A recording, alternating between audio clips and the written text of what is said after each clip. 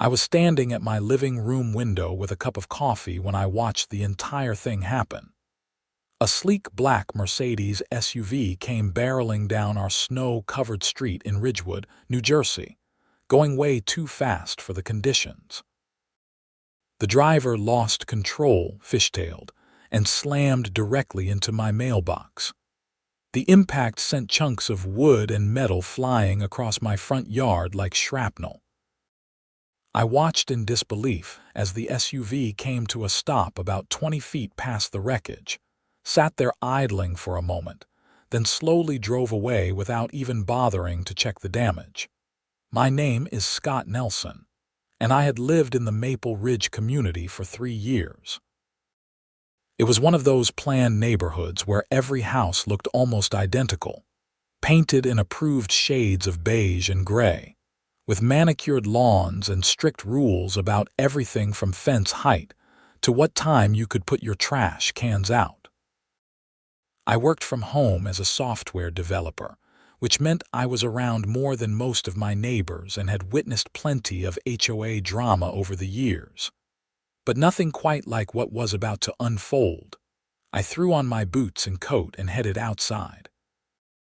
The February morning was brutally cold, the kind that made your nose hairs freeze the second you stepped out the door. The snowstorm from the previous night had dumped about 8 inches on us, and the plows had just started making their rounds. My mailbox, which had been a sturdy wooden post with a classic metal box on top, was now completely demolished. The post was snapped clean in half, and the mailbox itself was dented beyond recognition, lying in a snowbank about 15 feet away.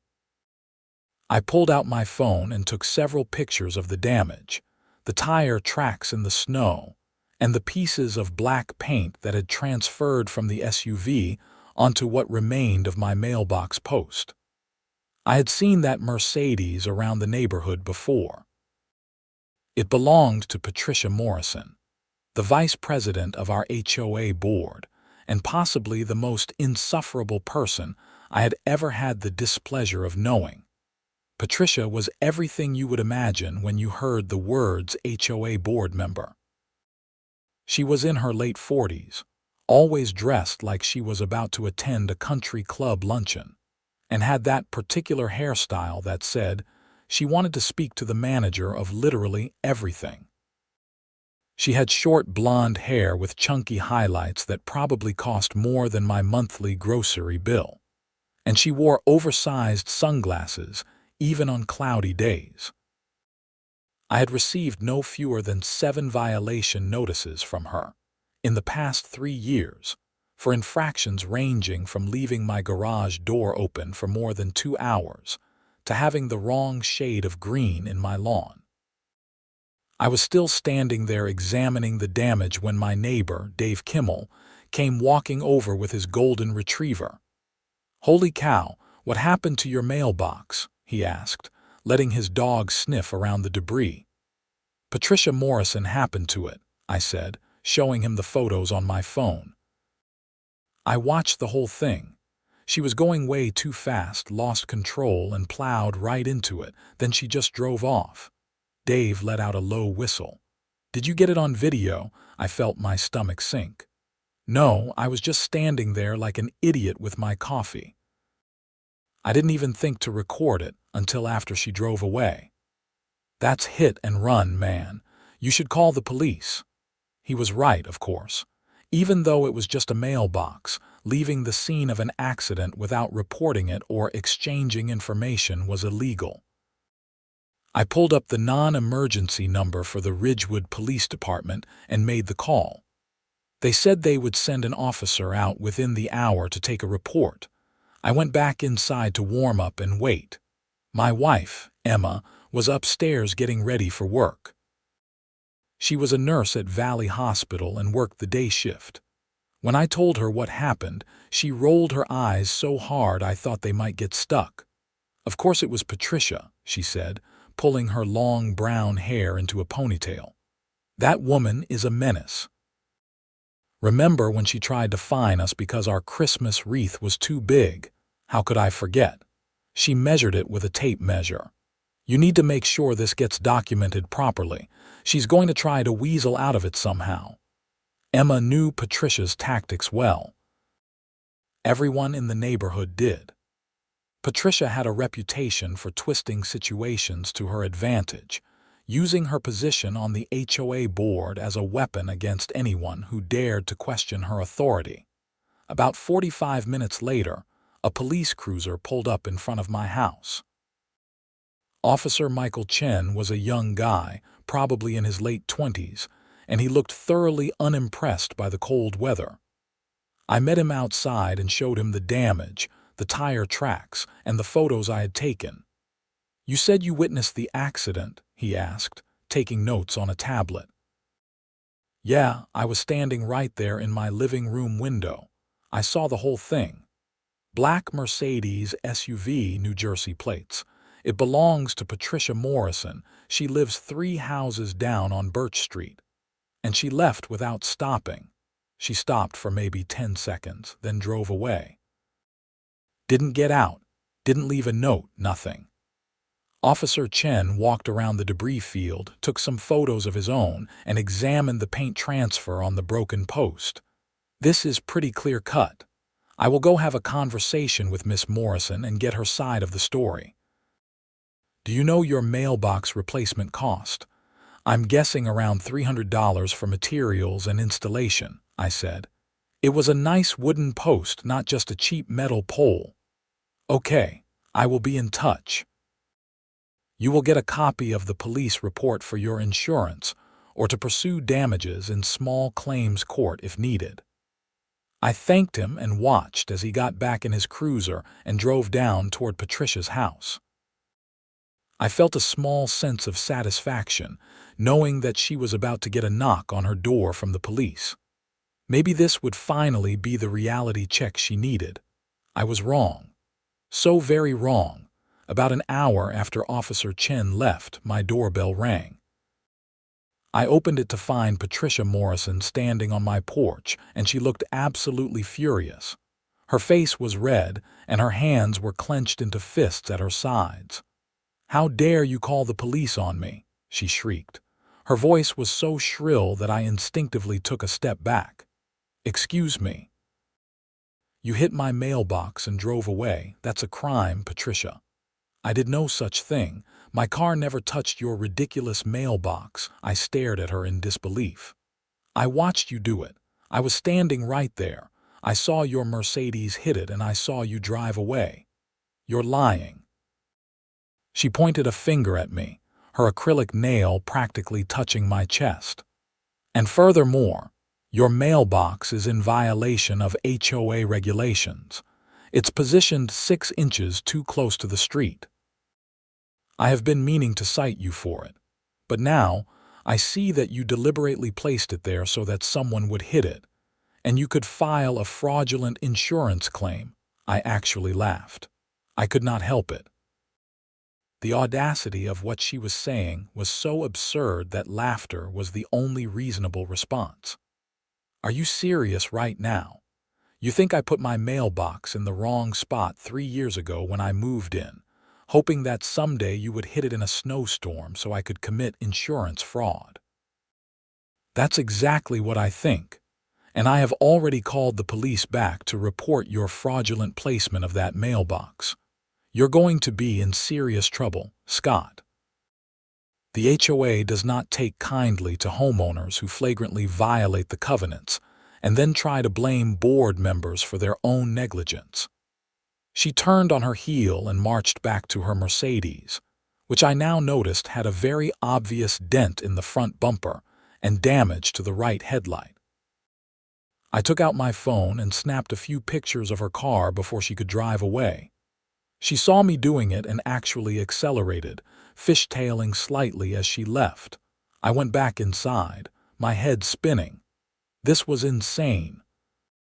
She had hit my mailbox. I had witnessed it. There was physical evidence, and now she was trying to claim that I had somehow set her up by putting my mailbox in the wrong location. And she had called the police to report me. My phone rang about 20 minutes later. It was Officer Chen. "Mr. Nelson, I wanted to give you a heads up. Miss Morrison has filed a complaint claiming that your mailbox was improperly positioned in the right-of-way, which caused her to strike it.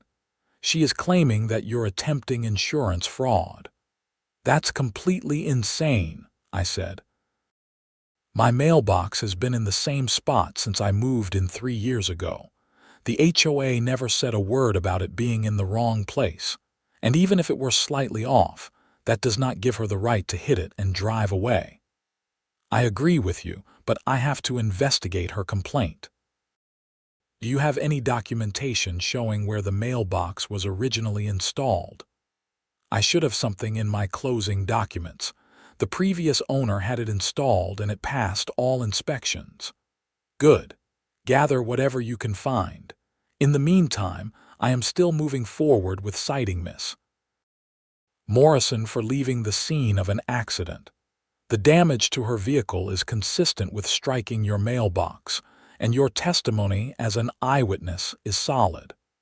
I thanked him and immediately went to dig through my filing cabinet. I found my closing documents from 3 years ago and started scanning through them. There was a property survey that showed the exact boundaries of my lot, and I found the original permit application from when the previous owner had installed the mailbox 7 years ago. Everything was properly documented and had been approved by both the township and the HOA. I made copies of everything and emailed them to Officer Chen, then sat down at my computer to look up the exact HOA regulations regarding mailbox placement. According to the Maple Ridge Community Association covenants, mailboxes had to be positioned between 3 and 5 feet from the edge of the roadway, constructed of approved materials, and painted in approved colors. My mailbox had been exactly 4 feet from the edge of the roadway, well within the acceptable range. Emma got home from work around 6 that evening, and I filled her in on Patricia's visit and her insane accusations. "She's spiraling," Emma said, kicking off her shoes and collapsing onto the couch. "She knows she screwed up, and instead of just apologizing and paying for the damage, she's trying to make you the bad guy. Classic narcissist behavior." "What do I do?" "I mean, the police are on my side, but she's threatening HOA action." "Let her try. You have all the documentation. She has nothing but lies and desperation. But you should probably go to the next HOA board meeting and get ahead of this. Don't let her control the narrative." The next HOA board meeting was scheduled for the following Tuesday, 5 days away. In the meantime, I had to deal with the practical problem of not having a functioning mailbox. I called the post office and explained the situation, and they agreed to hold my mail at the local branch until I could get a replacement installed. Then, I called a local contractor who specialized in mailboxes and scheduled him to come out and give me an estimate. The contractor, a guy named Bill who had been doing this kind of work for 30 years, came out the next morning. He examined the damage and the location. "Whoever hit this was going pretty fast," he said. "This post was cemented in good. It would take a lot of force to snap it like that." Yeah, she was definitely speeding in snowy conditions. Bill took some measurements and checked the distance from the road. 4 feet exactly, right in the middle of the acceptable range. Whoever told you this was in the wrong spot is full of it. That's what I figured, how much to replace it. I can do a similar setup, nice cedar post with a heavy-duty metal box, installed and finished for $350. I can have it done by Friday. I agreed, and Bill said he would be back in 2 days with the materials. In the meantime, I decided to do some digging into Patricia Morrison's history with the HOA. I reached out to a few neighbors who had been around longer than me, including an older gentleman named Frank Patterson who lived at the end of my street. Frank invited me over that afternoon, and we sat in his den drinking coffee while he told me stories about Patricia's reign of terror. "She joined the board about 5 years ago," Frank said. "At first, she seemed reasonable, you know.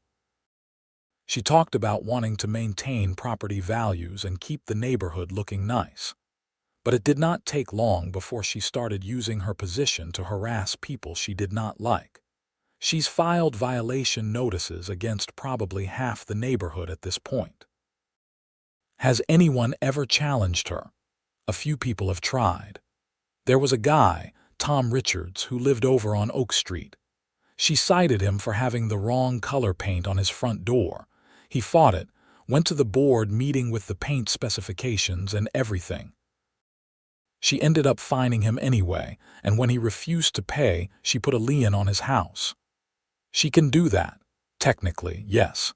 The HOA covenants allow for liens if fines go unpaid. But Tom ended up selling his house and moving out of the neighborhood just to get away from her. It was ugly." I felt my blood pressure rising. "And nobody has tried to get her removed from the board." "There was a recall effort last year, but it fell through. You need signatures from 60% of homeowners to trigger a recall vote, and a lot of people were too scared to sign the petition. Patricia has a way of making life miserable for anyone who crosses her." I left Frank's house feeling even more determined to fight back. Patricia had been getting away with this behavior for too long, and maybe this mailbox incident would be the thing that finally brought her down. Tuesday evening arrived, and Emma and I walked over to the community center where the HOA board meetings were held. The meeting room was more crowded than usual. Word had apparently spread about the mailbox incident, and people were curious to see what would happen. The board consisted of 5 members. Patricia Morrison as vice president, a mild-mannered accountant named Robert Chen as president, a retired teacher named Linda Wu as secretary, and 2 at-large members named Keith Barnes and Jennifer Lopez. Robert ran the meetings, but everyone knew that Patricia was the real power behind the throne. The meeting started with the usual mundane business: approval of the previous meeting's minutes, financial reports, updates on landscaping contracts. I sat there fidgeting, waiting for the part where homeowners could address the board. Finally, after about 45 minutes of tedious administrative discussion, Robert opened the floor. I stood up immediately. "I would like to address the board about an incident that occurred last Saturday involving Patricia Morrison." I saw Patricia's jaw clench, but she kept her composure.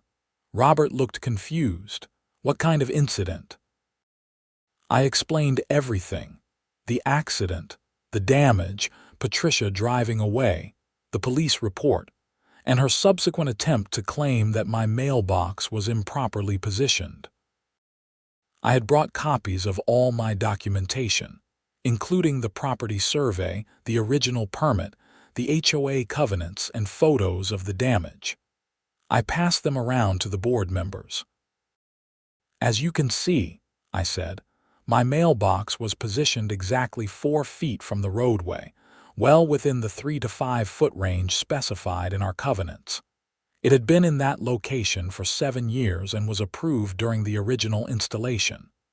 Miss Morrison's claim that it was improperly positioned is demonstrably false. Patricia stood up, her face flushed. "This is a witch hunt. Scott is trying to use this board meeting to publicly humiliate me because I had the audacity to point out his violation. The fact is, his mailbox was a hazard, and any contact my vehicle may have had with it was entirely due to his negligence in maintaining safe property standards." "Any contact your vehicle may have had," I said incredulously. "You hit it. I watched you do it. The police have documented the damage to your car. You left the scene without reporting it.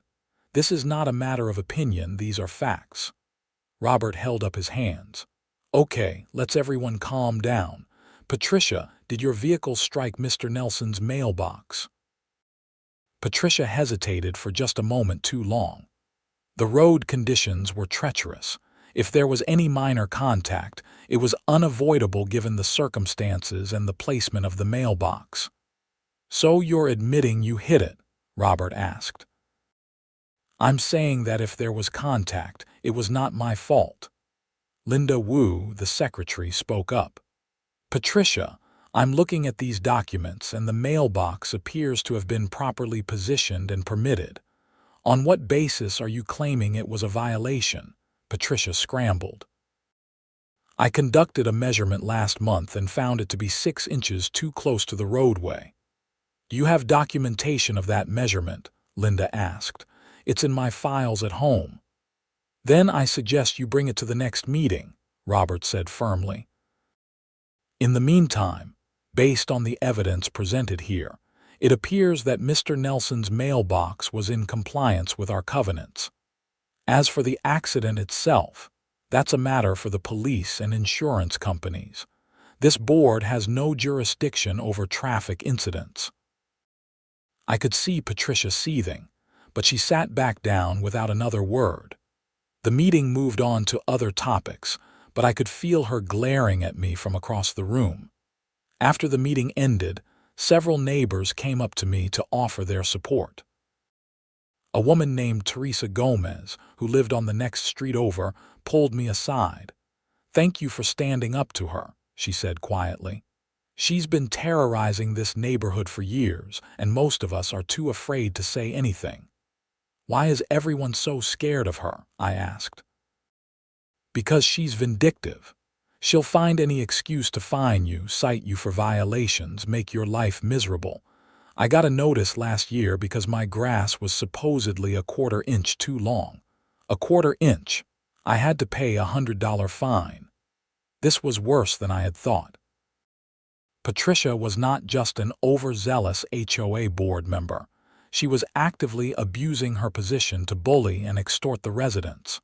Over the next few days, things escalated. I received a formal violation notice in the mail from the HOA, signed by Patricia, citing me for having an unapproved mailbox replacement. The notice claimed that I had not submitted proper paperwork for the new mailbox that Bill had installed the previous Friday, and that I was subject to a $200 fine. The thing is, I had submitted the paperwork. I had emailed it to the HOA's official address 3 days before the installation, as required by the covenants. I had even received an automated confirmation email. I forwarded the confirmation email to Robert Chen, the board president, along with a polite but firm message pointing out that Patricia was now engaging in targeted harassment. Robert responded within an hour, apologizing and saying he would handle it. The fine notice was rescinded the next day. But Patricia was not done. 2 days later, I received another violation notice, this time claiming that my front yard landscaping was not in compliance because I had allowed weeds to grow in my flower beds. It was February, in New Jersey. Everything was covered in snow. There were no visible weeds because you literally could not see the ground. I took photos of my snow-covered yard and sent them to Robert with another complaint. This fine was also rescinded, but I could see the pattern forming. Patricia was going to make my life hell, throwing violation notice after violation notice at me, hoping that something would stick or that I would just give up and move away like Tom Richards had. I decided to fight back. I started documenting everything. Every interaction, every email, every violation notice. I also started reaching out to other homeowners who had been targeted by Patricia. It turned out there were a lot of us. I created a shared Google document where people could anonymously report their experiences with Patricia and the HOA board. Within a week, I had more than 30 entries. The stories were shocking.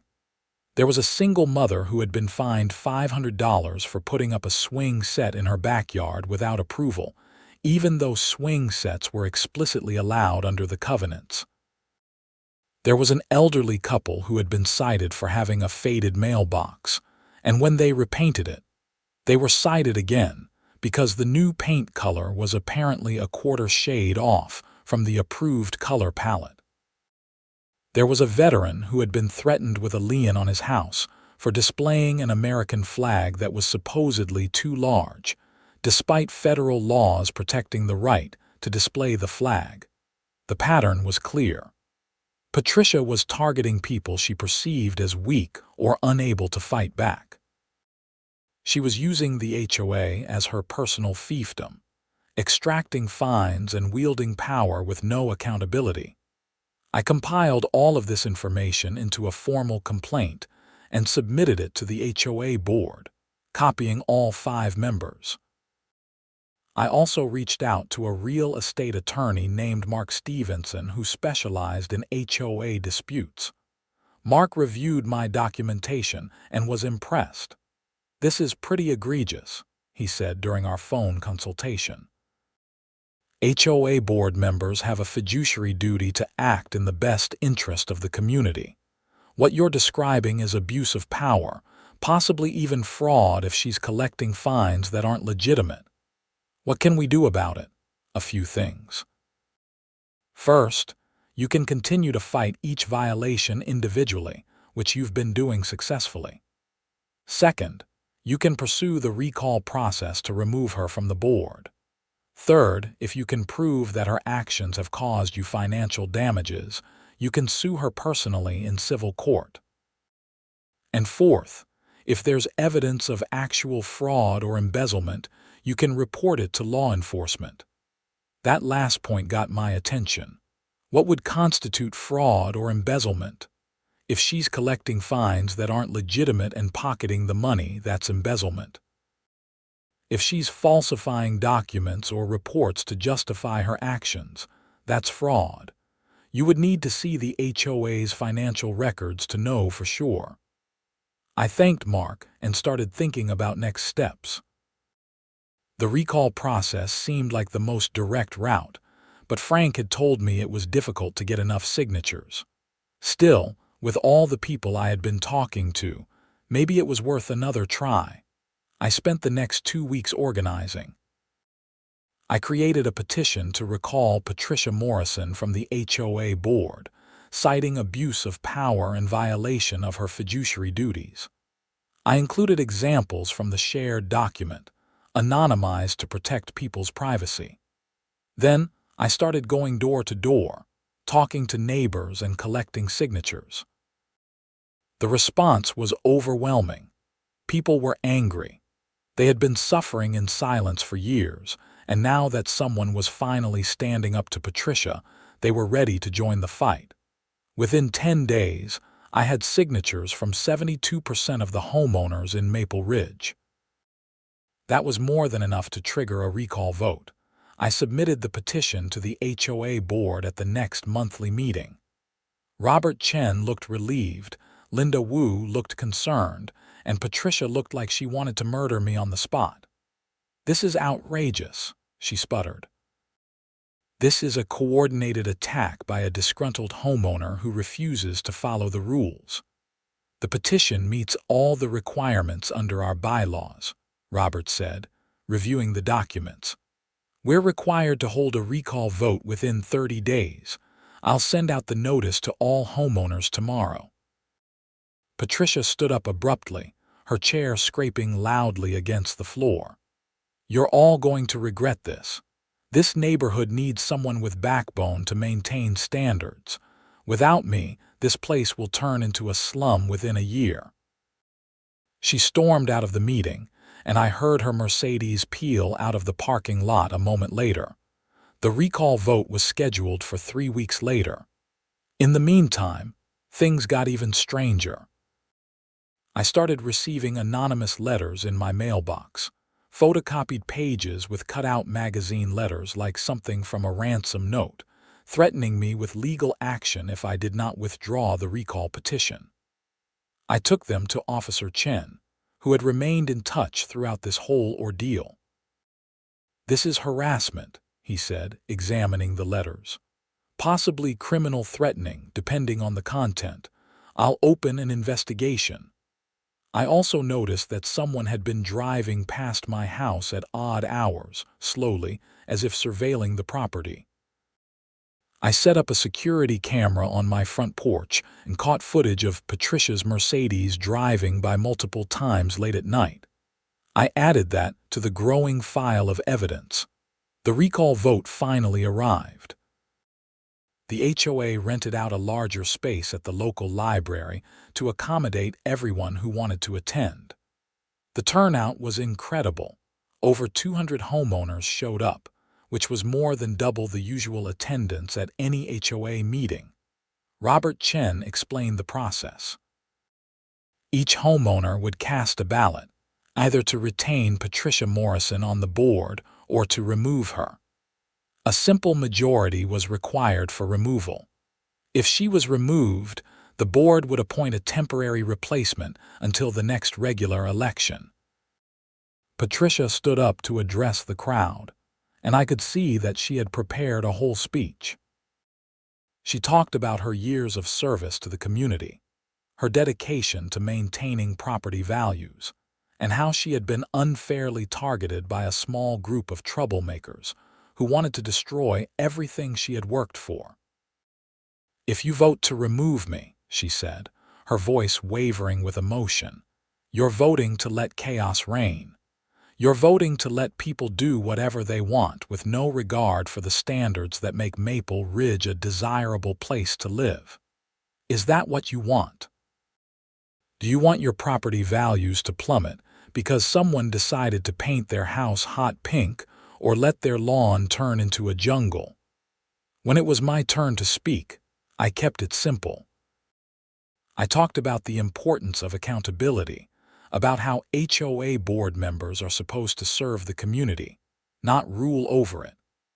I talked about the dozens of homeowners who had been unfairly targeted with illegitimate fines and violations.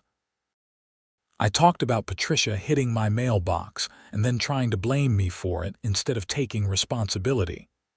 "This is not about getting rid of rules," I said. "It's about making sure those rules are applied fairly and honestly. It's about having a board that works for us, not against us." The vote was conducted by secret ballot, and it took about an hour to count all of them. Robert announced the results: 187 votes to remove Patricia Morrison, 32 votes to retain her, and 4 abstentions. It was not even close. Patricia sat there in stunned silence for a moment, then stood up and walked out without a word. I heard her car start up a moment later and she drove away. The room erupted in applause. People were hugging each other, shaking my hand, thanking me for organizing the recall. It felt like a huge weight had been lifted from the entire community. But Patricia was not done causing problems. 3 days after the recall vote, I received a letter from an attorney representing Patricia Morrison. The letter claimed that I had defamed her during the recall process, that the recall itself was invalid due to procedural irregularities, and that she was suing me personally for damages in the amount of $50,000. I immediately forwarded the letter to Mark Stevenson, my attorney. He read it and actually laughed. "This is a slap suit," he said.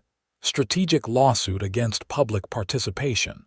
She's trying to intimidate you into backing down by threatening you with expensive litigation.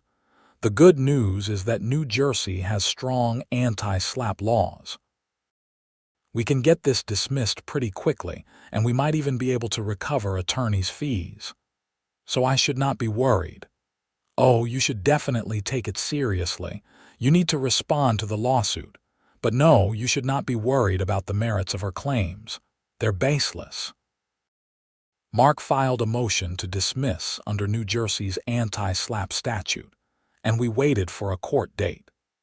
In the meantime, the HOA board appointed a new member to fill Patricia's vacant seat, a retired engineer named George Martinez, who seemed level-headed and reasonable. The first thing the newly constituted board did was conduct an audit of the HOA's finances. What they found was alarming. Over the past 3 years, Patricia had collected more than $40,000 in fines from various homeowners. According to the HOA's bylaws, fine money was supposed to go into a special reserve fund for community improvements, but the reserve fund only showed about $12,000 in deposits.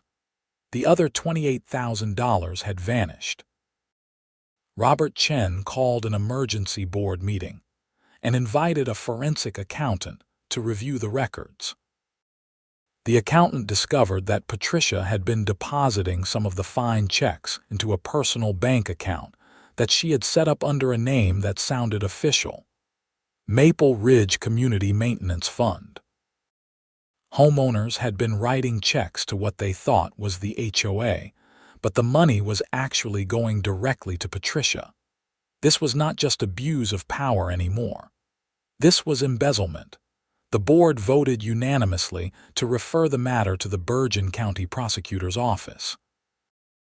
I was asked to provide my documentation as well, including all the violation notices I had received and the evidence of Patricia's harassment.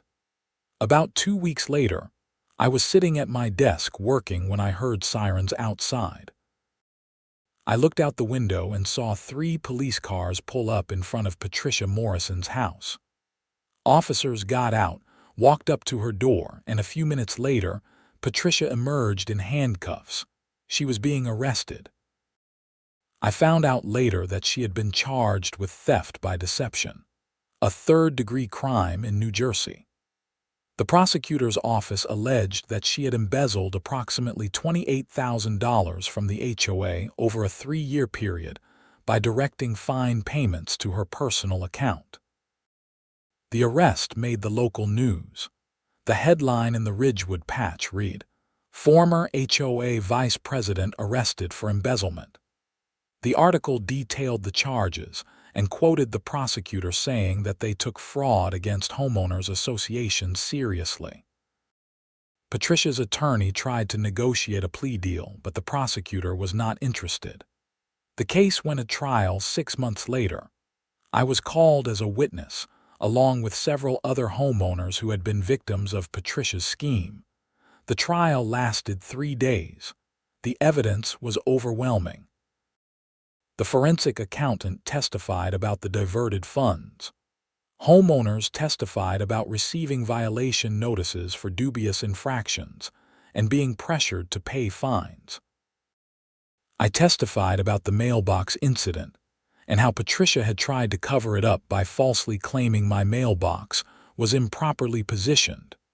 The jury deliberated for less than 4 hours before returning a guilty verdict on all counts.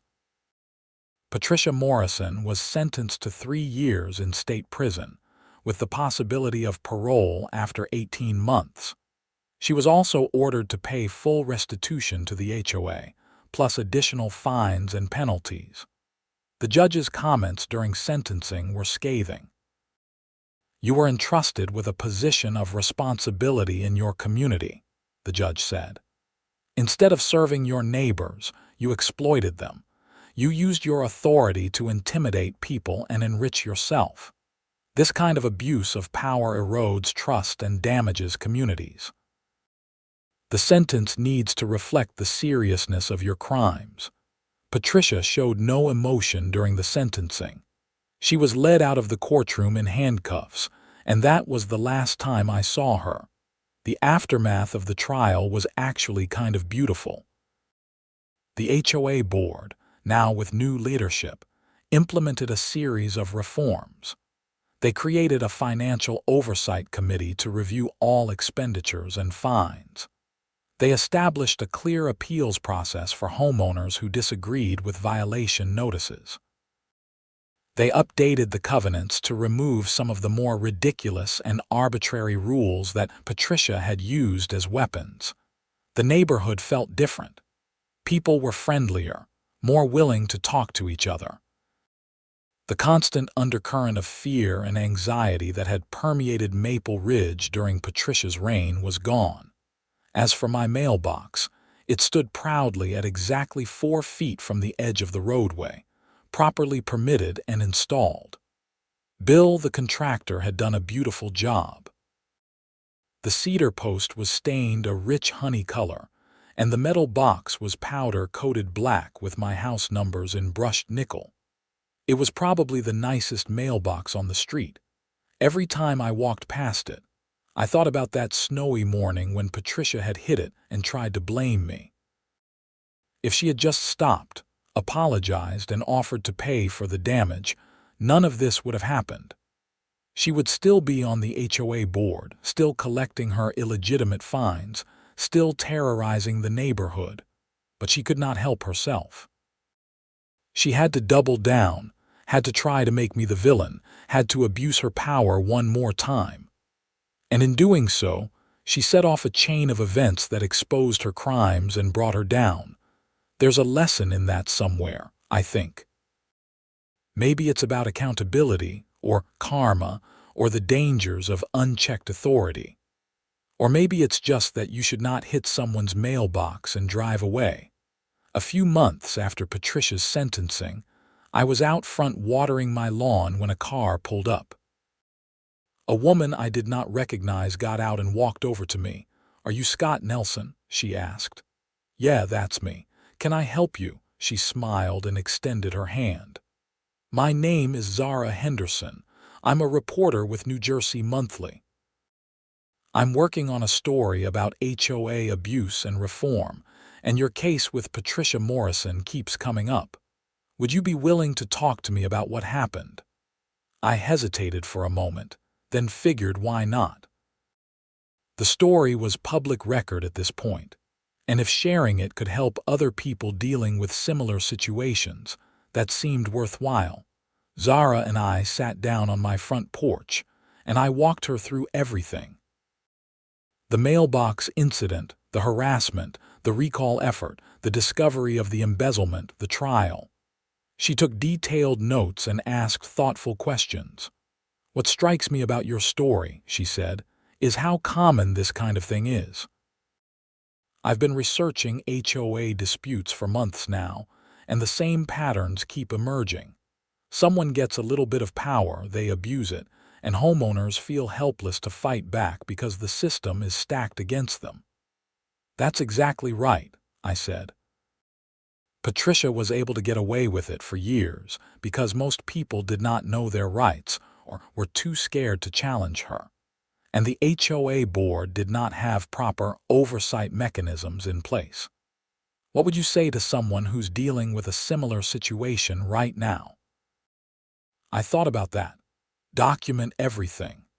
Every violation notice, every interaction, every email. Build your case methodically. Find allies in your community because you are probably not the only one being targeted, and do not be afraid to escalate. If the HOA board will not listen, go to a lawyer. If it's criminal, go to the police. These people rely on you staying quiet and accepting their abuse. The moment you shine a light on what they're doing, their power evaporates. The article came out 2 months later. It was a comprehensive investigation into HOA abuses across New Jersey, featuring my story prominently, but also including cases from other communities. The article sparked a conversation about the need for better oversight and regulation of homeowners associations. A state legislator even introduced a bill that would require HOAs to undergo annual independent audits and establish clear due process protections for homeowners facing fines or violations. I testified at a committee hearing in support of the bill, and it eventually passed both chambers of the legislature and was signed into law, all because Patricia Morrison hit my mailbox in the snow and refused to take responsibility for it. Emma and I still live in Maple Ridge. The neighborhood is a much better place now. The HOA board functions the way it is supposed to, maintaining common areas and enforcing reasonable rules without harassment or intimidation. Property values actually went up after Patricia left, probably because people were no longer afraid to recommend the neighborhood to their friends. I still work from home, still spend a lot of time looking out my window at the street. But now, when I see neighbors walking by, they wave and smile.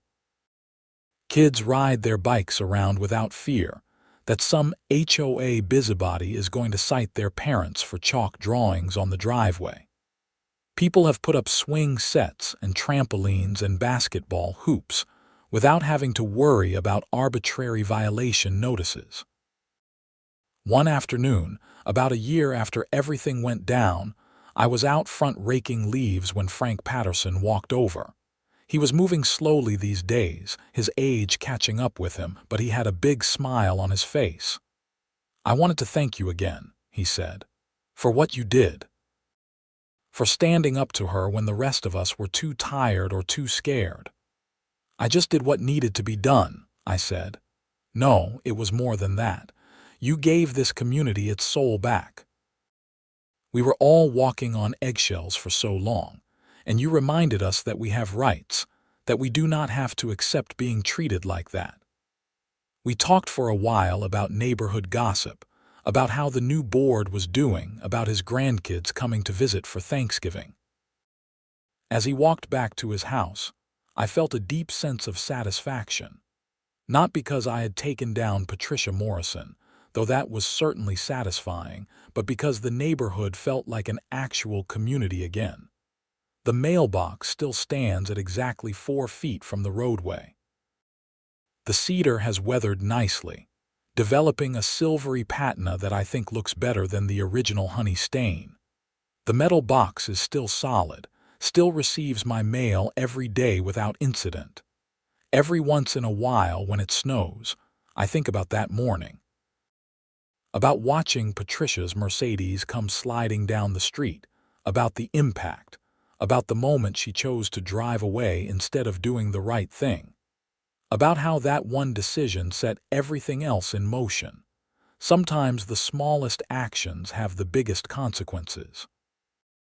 A moment of cowardice, a refusal to accept responsibility, a decision to double down on a lie instead of admitting a mistake. Those choices ripple outward, affecting not just the person who makes them but everyone around them.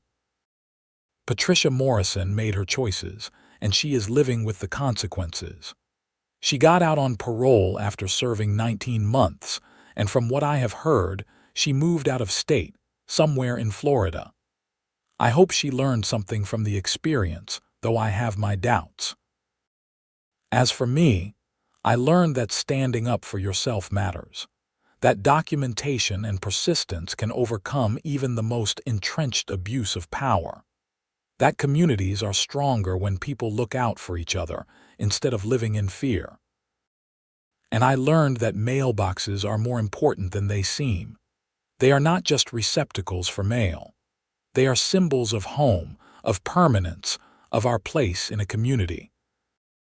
When someone damages your mailbox and refuses to make it right, they are really saying that they do not respect your place in that community, that you do not matter. Well, I matter. We all matter. And no HOA board member, no matter how petty or vindictive, gets to decide otherwise. The sun is setting now as I write this, casting long shadows across my front yard. The mailbox stands silhouetted against the orange and pink sky, sturdy and permanent. Inside the house, Emma is making dinner, and I can smell something delicious wafting through the open window. Life is good in Maple Ridge. The nightmare is over. Justice was served, not just for me but for everyone who suffered under Patricia's regime. The system worked eventually, though it took a lot of effort and persistence to make it work. I walk over to the mailbox and open it, pulling out today's mail. Bills, catalogs, a postcard from a friend on vacation. Normal stuff. Boring stuff. Beautiful stuff. I close the mailbox and head inside, ready for dinner, ready for whatever comes next. The mailbox remains behind me, standing guard over my little piece of the American dream, positioned exactly 4 feet from the roadway, precisely where it belongs.